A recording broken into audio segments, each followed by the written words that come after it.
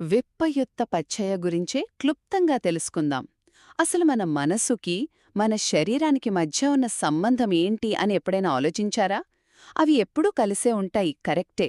కాని అచ్చం నూనె నీళ్లలా ఎప్పటికీ కలవవు. అభిధమ్మంలోని ఈ విచిత్రమైన బంధాన్నే విప్పయుత్త పచ్చయ వివరిస్తోంది. సరే, ఇందులో మొదటి పాయింట్ ఏంటంటే, ఇవి కలిసి పనిచేస్తాయి కాని కలవవు. విప్పయుత్త అంటేనే విడిపోయి ఉండటం అని అర్థం. చూడండి, మనసుకి తెలుసుకునే శక్తి ఉంది, కాని శరీరానికి ఆ పవర్ లేదు.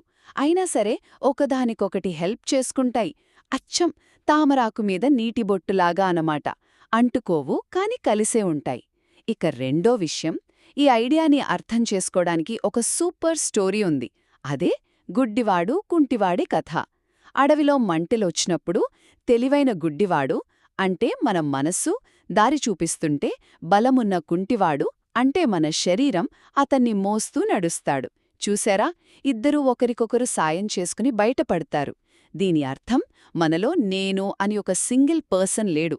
కేవలం తెలివైన మనసు, పనిచేసే శరీరం కలిసి ప్రయాణిస్తున్నాయంతే. సరే, ఇదంతా బావుంది. మరి ఈ నాలెడ్జ్ మనకు రియల్ లైఫ్లో ఎలా పనికొస్తుంది?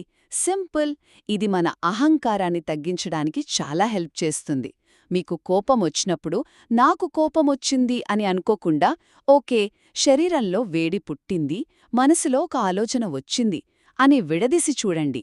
ఇది మన ఎమోషన్స్ మీద మనకు ఎంత కంట్రోల్ ఇస్తుందో కదా. అలాగే శారీరక నొప్పిని కూడా మానసిక బాధ నుంచి వేరు చేయొచ్చు.